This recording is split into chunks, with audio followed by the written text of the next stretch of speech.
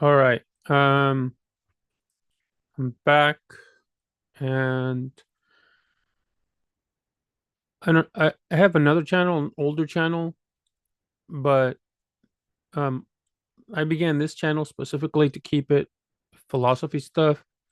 And so although I have my videos on a lot of my philosophy books on that channel, although not all of them, I'm gonna make, I guess, new videos because it's been a long time. So I'll make some kind of like I'll make book haul videos, not book haul videos, bookshelf tour videos, except usually I just end up bringing the books down to me. As you can see, I have this bookshelf here, and on top I also store a few books, not too many.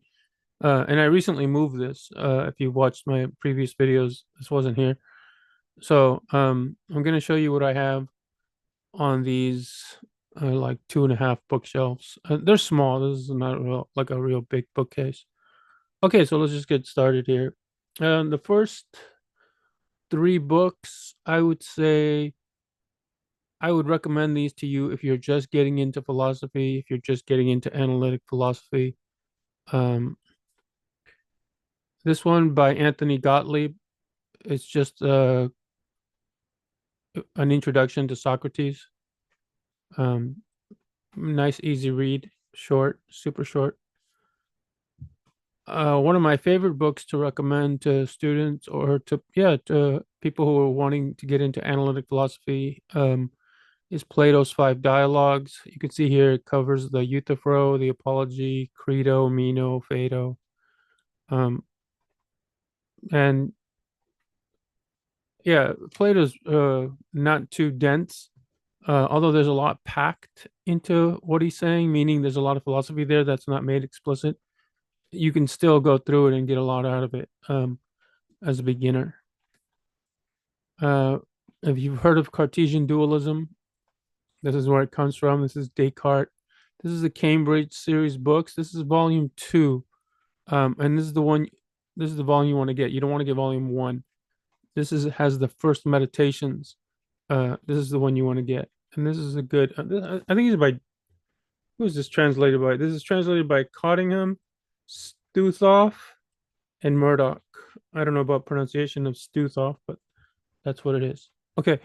Also on the top shelf, what do I have on the top shelf? Was it the top shelf? I don't remember. Anyway, so that's Wittgenstein stuff. Oh, here we go. I'll put this here. Yeah. I'm into philosophy of language. It's probably my favorite subfield in philosophy. It's probably what I'm best at. I have these two books. Um, this is William of Ockham. His I have this is part two. Part one is his theory of terms from the Summa Logicae, and part two is his theory of propositions from the Summa Logicae. And these are different translators, by the way. The first one is by Michael Liu. Michael Liu's a big name in philosophy. He does a lot of metaphysics. He does a lot of stuff on the problem of universals. He's good, and I have a lot of his books, but not here. And then this one is by Fredoso and Sherman. Fredoso is a pretty big name too. Okay, so I have those. More in the philosophy of language stuff. Um, I have a book on descriptions by Neil, I believe. Yeah, by Stephen Neal. A book on descriptions. I like a lot of reference and descriptions stuff in philosophy of language. This is just a general philosophy of language book by Colin McGinn. And as I recall, let me see. Let me check the table of contents. I think this was a really good one for intro. Yeah, this is pretty good. This is pretty good. Uh the major divisions are of in the book are or of the book are Frege on sense and reference, Kripke on names, Russell on definite descriptions, Donald's distinction, Kaplan on demonstratives, Evans on understanding demonstrative, Putnam on semantic externalism, Tarski's theory of truth, Davidson's semantics for natural language, and Grice's theory of speaker meaning. All big themes in philosophy of language. And like just to get all of those in one book, like, yeah, this is a great, the content here is like from exactly the kind of stuff that I like. So Colin McGinn. and good philosopher too.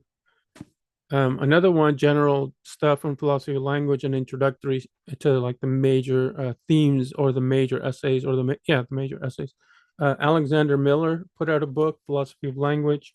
I won't go through the table of contents on all of these, but you have stuff, of course, by Frege, by Russell, by Grice, by Quine.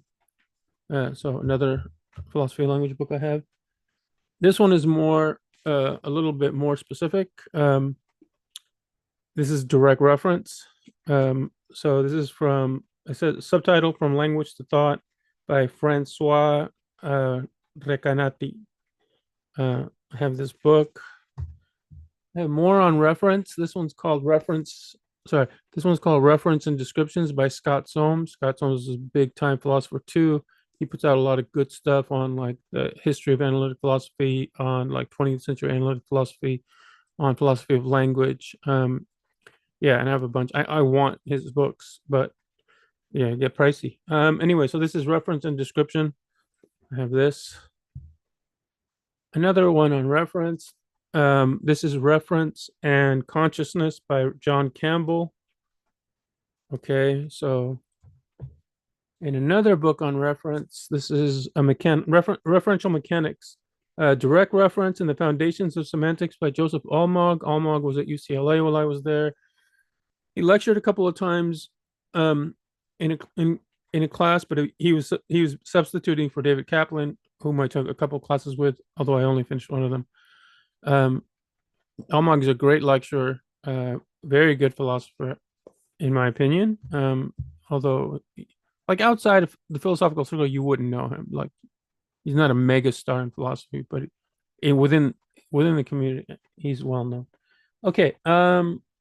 Then we go to some like foundational, like I would say foundational philosophical problems. And so I have paradoxes. This is by Roy Sorensen, Philosophy and the Labyrinths of the Mind. Yeah, so the kinds of puzzles and bewilderment that like engender philosophical problems or philosophical thinking.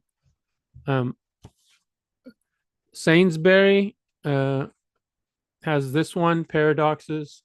R.M. Sainsbury. I think it's not the same Sainsbury that I'm thinking of, that just philosophy of language stuff, but this is philosophy of, maybe sometimes some philosophy of language. But anyway, I have this book. I like these little puzzles. Anyway, another foundational stuff, on the problem of universals, but this one is 5 texts on the medieval problem of universals. It's going to include Porphyry, Boethius, Abelard, Scotus, and Occam, translated and edited by Paul Vincent Spade. I have more books on the universals. The Problem of Universals, Andrew B. Schrodinger, no relation to Schrodinger. Edited with an introduction, by Schrodinger. So yeah, The Problem of Universals is one of my interests. This is a very good book on the problem of universals. Universals, an opinionated introduction by D.M. Armstrong. Armstrong is a very good, lucid writer. I always appreciate when I have like difficult things explained to me in a nice, simple, relatively easy way to grasp. And authors like D.M. Armstrong, Popkin, Stroll, Avram Stroll, Jaguar Kim, like some of my favorite authors, philosophers, authors. And so I'll continue. And another book is Metaphysics. This book, the premise of this book is throughout history, the question has been asked of like any given phenomenon or any given thing, like what is it? Like, what is this thing? And that approach within metaphysics, this is what this book takes up.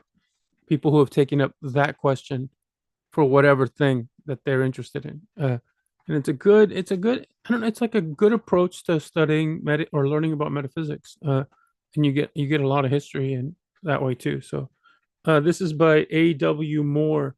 This is from Cambridge. Cambridge puts out a lot of good philosophy stuff. Rutledge puts out a lot of good philosophy stuff. Oxford, yeah. But anyway, continue. Okay, so now I'm going to move to. Well, I guess I'll just move to Frege because it's here. But so, a big interest of one subfield of that I like I said, is philosophy of language, and within that, there are many problems. And I also like the history of philosophy. So you can go just back to like the pre-Socratics. Um, but I also like the history of 20th century philosophy. So obviously we're talking about the 20th century and maybe kind of like slightly prior to the 20th century, like what things are happening leading into the 20th century. But more specifically, I like the history of analytic philosophy. Okay, so we're talking about Frege as like the grandfather of analytic philosophy, along with Russell, G.E. Moore to some extent, and then later Wittgenstein. But before Russell and Frege, it would be somebody like Bradley with British idealism, right? His monism and idealism, monist idealism. I don't know what to call it. Anyway, so here I'm going to show you British idealism books on British idealism on Bradley, but I have here Frege, so I'll just show you what I have here on Frege. Frege's theory of sense and reference. This is by Wolfgang Karl. You can see it here. The origins of its origins and scope. Okay. Then I have a book that explains some Frege here. Frege explained. This is by Joanne Weiner or Joan Weiner. From Arithmetic to Analytic Philosophy. Subheading here or subtitle. This is Russell. Is that all I have on Frege? No, I have more on Frege, but it's all mixed up. So I'll just give you what I have of those three, like Russell, Frege, Wittgenstein, and then maybe I'll throw in some, not throw in some, but they're gonna come up some British idealism stuff. So here's Russell's atomism, and this is precisely why Russell diverges from F.H. Bradley, because Bradley was a monist and Russell was an atomist. So his logical atomism really informs like the break with British idealists, with some British idealists, and like yeah. So this is good history of philosophy stuff. Wittgenstein also is a logical atomist. Slightly different views, but basically the same. This is the development of Bertrand Russell's philosophy. I forget who is this by, or is this just general editor H.D. Lewis? But it's written by Ronald Yeager with a J. One of Russell's most famous books, Our Knowledge of the External World, and probably with Principia Mathematica with Whitehead. Whitehead? Is that the name? I don't know why that sounds wrong to me, but I think it's right. Anyway, so yeah, this one. Then I have a book, The Basic Writings of Bertrand Russell. Right, so somebody's collected and curated, what they think are the most important and the basic writings of Bertrand Russell. This is edited by Robert E. Egner and Lester E. Denon, double N at the end, with a preface by Russell himself. So good. I have the little Wadsworth's books. A couple of these books saved me in college in a couple of classes where I was just lost and I needed something like this to get me on track. This is on Russell. So a little bit into like I said, like going explaining the beginning of analytic philosophy. Actually, I take that back. This one doesn't quite do that. Anyway, let me just show you. Forget what I just said. This is Bolzano's Theoretical Philosophy and Introduction by Sandra Lapointe. Lapointe. Lapointe. You can see it, like you can butcher it yourself. Okay, now speaking of very good book, very good book. Recommend this book, W.J. Mander, British Idealism, a History. Right, yeah. This book will is a nice segue into Russell and Frege. Okay, like I said, I like history of philosophy, philosophical analysis in the 20th century. Scott Soames. This is book one or volume one, The Dawn of Analysis. I believe I have volume two, some not physical copy. I have on my Kindle, I believe. But I don't know why I'm not sure anymore. It's been so long. I mentioned Avram Stroll here. Stroll usually, not usually, Stroll has a few books with Popkin in collaboration, and they both do good work together. But Stroll also does good work. This is 20th century analytic philosophy. So I have this book, 20th century analytic, 20th century philosophy, the analytic tradition. That is Russell, Wittgenstein, G.E. Moore. This is edited by Morris Weitz or Weitz. Yes. So, okay. And here's Richard Popkin down here as a general editor. This is the guy I'm talking about that does books with Stroll. Michael Dummett, big name. Origins of Analytic Philosophy. This is also a very nice little introduction. It's not as, yeah, a good intro into analytic philosophy, a good like history. And then another Scott Soames book, one of his massive ones. This is book one. I have book two on the Kindle. There is a book three, but I don't have it. But I'm probably gonna get it. So this is the founding giant. So you're gonna talk about Frege, Russell, um, Moore. I think no Wittgenstein because he's not a founding giant. He's a giant, but he's not a founding giant. Anyway, so I have the Scott Soames book. Okay. If you're going to do the history of analytic philosophy, also a very important movement, kind of like helped shape it or helped inform part of it, um, is is logical positivism. So I have here basically a little anthology, essential readings, logical positivism by Huntling, Oswald Huntling. And this is another Wadsworth book on logical positivism. This is by C. Wayne Mayhall. A lot of good stuff. And probably like one of the best books that you can get if you want to just pick up one. A.J. Ayer, big name in philosophy back in the day. Logical positivism. Okay. Now more Frege. This is pretty accessible. It doesn't seem the title wouldn't really make you think that, but it is. The Basic Laws of Arithmetic. Frege. Unfortunately, I got this. Not unfortunately, I got it used, but it had more pen markings than I realized, which kind of bugs me. Still, you can read it, but I think this is translated and edited with an introduction by Montgomery Furth. Furth, Furth, Furth. I haven't really looked into replacing this book or getting like an alternate book if there's another introduction. I mean, if there's another interpretation or not interpretation, another translation.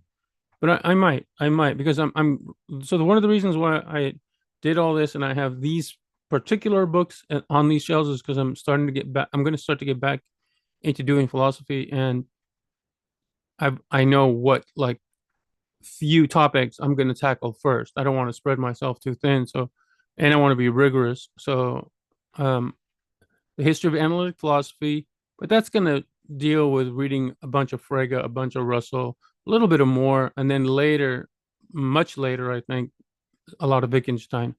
Um, and but also going back to the British idealists, reading Bradley, reading Green.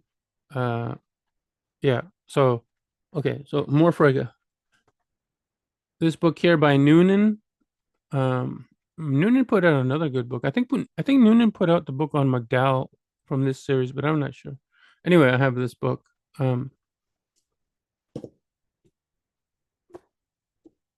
Truth, Thought, Reason. This is by Tyler Burge. Tyler Burge also taught at UCLA while I was there. Essays on Frege. A lot of heady stuff in here. Good stuff. Uh, this is an absolute necessity unless you're speaking German and reading Frege in German. This is Michael Beanie. Michael Beanie has this Frege reader. This is where I do all my Frege readings, get all my Frege readings from, unless I need to run to JSTOR to find something that's not in here. And Beanie puts out also like a brief history of analytic philosophy. He puts out a lot of good stuff.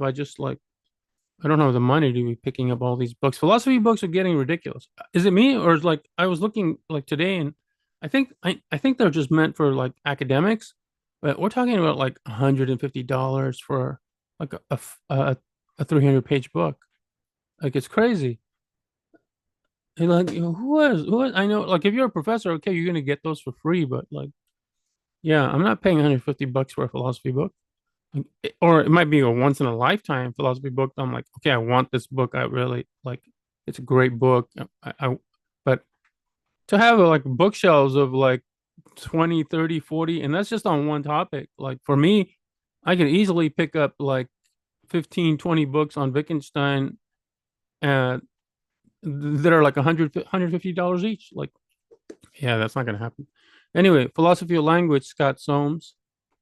I have this book. Um, then I have a book entitled Readings in Semantics. This is edited by Farhang Zabih, E.D. Klemke, and Arthur Jacobson. And it really just has, this is by the University of Illinois Press. Um, it really has the classics in philosophy of language, and it divides them into like what they're talking about, like meaning and truth and reference and yeah, things like that. Yeah, there's too many to list. Another, I got this recently. It's pretty good for beginners. A nice like overview of major themes in philosophy of language. This is by Nye, Andrea Nye. Um, Part one, language, what is it? Part two, meaning, how do words get their sense? Part three, speaking, what is it to say something? Part four, reference, what do we talk about?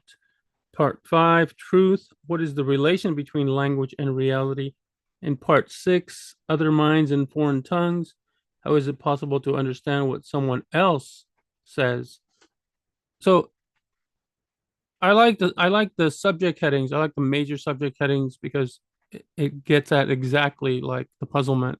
Uh, and then there's articles under each of those major subheadings. So nice little intro, nice little intro. And now I think all of these are Wittgenstein books. Like I mentioned, Russell's Logical Atomism. Here's a book on Wittgenstein's Logical Atomism by James Griffin. Yes. Famous within philosophy is Kripke's like conception of Wittgenstein, which everybody agrees is in a sense wrong, but brilliant.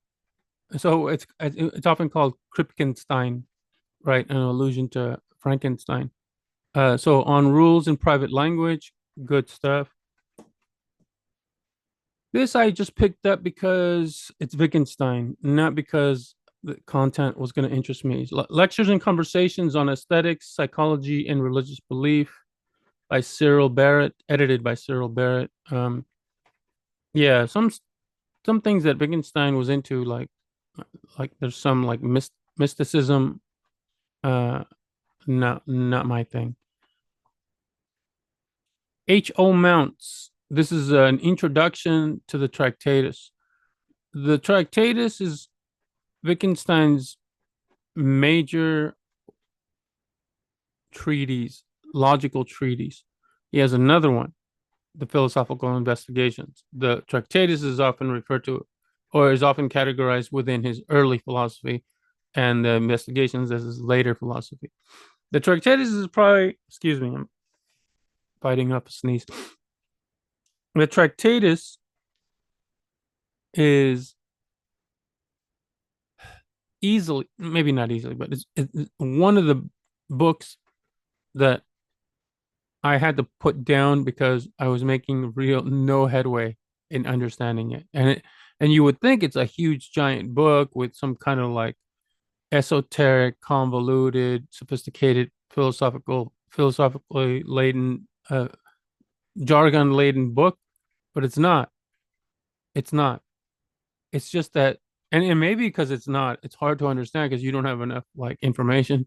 Uh, but it's just hard to get at where he's going. And part of that has to do with the way he decided to like lay it out. Like the chapters could have been not reversed, but the chapters could have been rearranged to make it a little bit more comprehensible. But anyway, so the Tractatus is notoriously difficult to understand, and it's one of the few books that I ever like had to put down and just ran to secondary sources so I can have some idea of what the hell was being talked about. The only time I usually do that is the only time I run to secondary sources, yeah, uh, was with the only time I've run to secondary sources, like just because I give up, like no, I'm not, I don't get this at all. Was the Tractatus. Um, Other books I struggled through and made my own headway. So Mounts, good take, Mounts. But I'm gonna say that a lot. You're gonna this is a funny thing, and I'll give you my little anecdote later. But so Mounts, good take on the Tractatus, seemingly insightful, and you're like, oh, okay, I get it. Like, makes sense now. All right, I'll come back to that. Um, This was is not on the Tractatus itself. It's going to cover the Tractatus. It's going to cover the philosophical investigations. It might even cover uncertainty. I don't remember. But this is Wittgenstein's Conception of Philosophy by K.T. Fahn. Good stuff. An introduction to Wittgenstein. This is more of a, I don't know. I don't want to say non-serious, but it's like this throughout. So this is by John Heaton and Judy Groves. Yeah, just the presentation bothers me. I don't know, like I don't know. It didn't bother me at the time that I picked it up, or I got this cheap on the cheap somewhere. But yeah, so I really can't speak to it, but I have this book.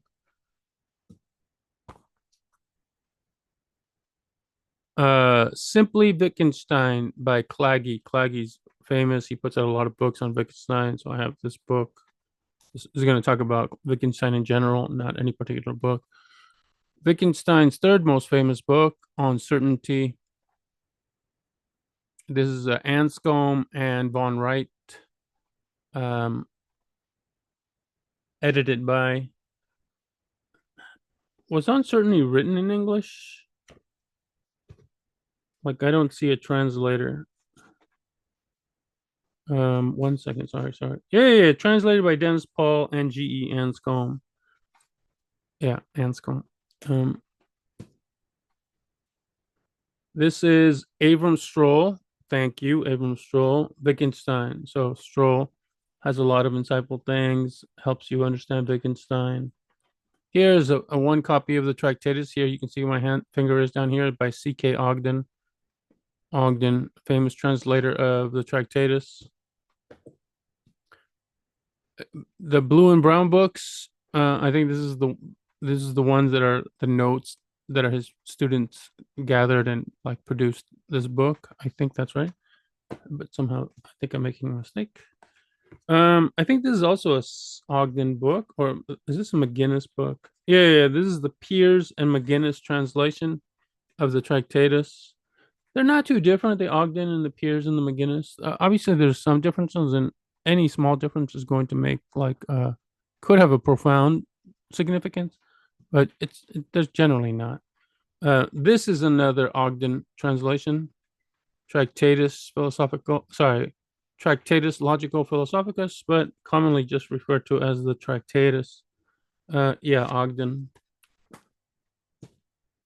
Generally new book because of the information that's coming out. This is from his diaries. So this is Movements of Thought, Ludwig Wittgenstein's diary, 1930 to 1932 and 1936 to 1937, edited by Claggy and Alfred Nordman, translated by Nordman. Introduction by Ray Monk. Uh, Another, this is this is GM Anscombe. Her introduction into the Tractatus for you. And again, Anscombe is insightful. Anscombe has her take on what's happening in the Tractatus in various parts, different in some senses from Mounce's, but again, very insightful. I'm like, oh, okay, get it. I get it. Good stuff. Wittgenstein's Tractatus, an introduction by Alfred Nordman. We just saw Nordman uh, earlier there. So this is a third secondary source introducing the Tractatus, explication of the Tractatus. William Child, Wittgenstein. It's more general stuff. It's not the Tractatus. This is the 50th anniversary hardcover of Philosophical Investigations. I also have a paperback cover somewhere, not here. Claggy, the Tractatus in Context.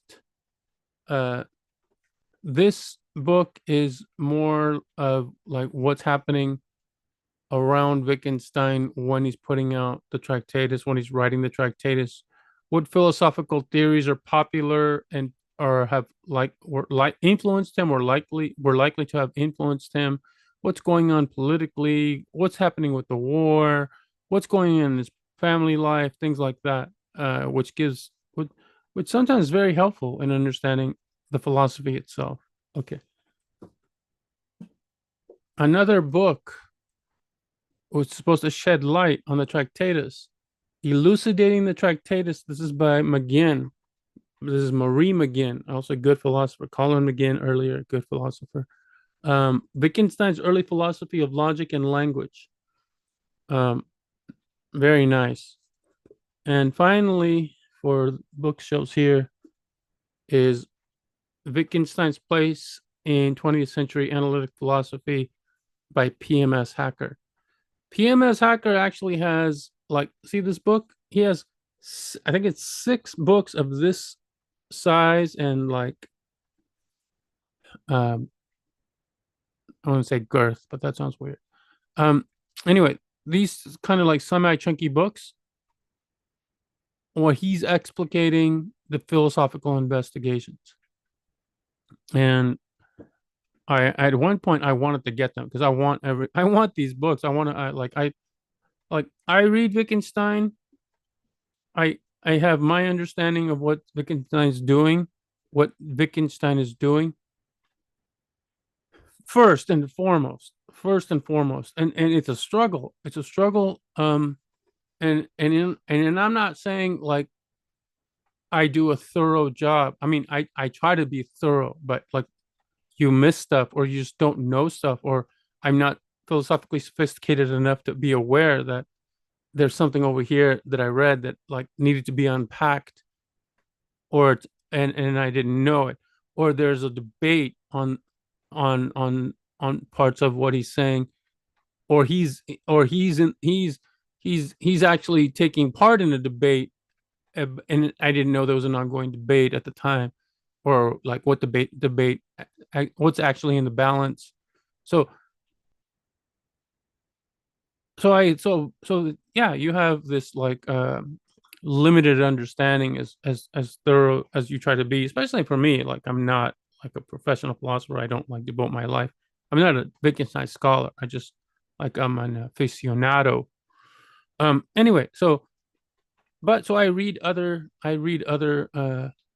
philosophers. I read philosophers on Wittgenstein and I get their take. And then, yeah, and then I'm like, okay, that's what he says. And I'm like, I didn't think of that. Or like, oh, that's interesting. Or you know what? This guy's opinion on this is different from mine. So then I have a little debate with him in my head and see, do I like his take now or do I like my take still? And yeah, so you get more informed that way and you get a broader understanding and a deeper understanding. And I think like little by little, if you do good philosophy, your understanding of Wittgenstein gets, yeah, better, better. Okay, so that's it for these books. That counts for the books that are going to be here, the ones that I'm going to start using. I really wish like I had all my philosophy books here to show you, but I have a bunch, and they're in boxes. Some are like over here, over here you can't see. Some are over there you can't see, and some are over here you can't see. And they're in these little mailbox, these little post office boxes. All right. So that's it. I am going to probably make some more of these videos and put them on this channel. Um, just because it's been a long time since I've made videos, and my other channel, I'm not going to transfer the videos from there to here, even though some of the videos are philosophical in nature. All right, that's it. I hope I didn't bore you too much. Gonna click. That's gonna close the first page, but it won't close the second page. Click, and now I'm gonna say goodbye. Bye bye.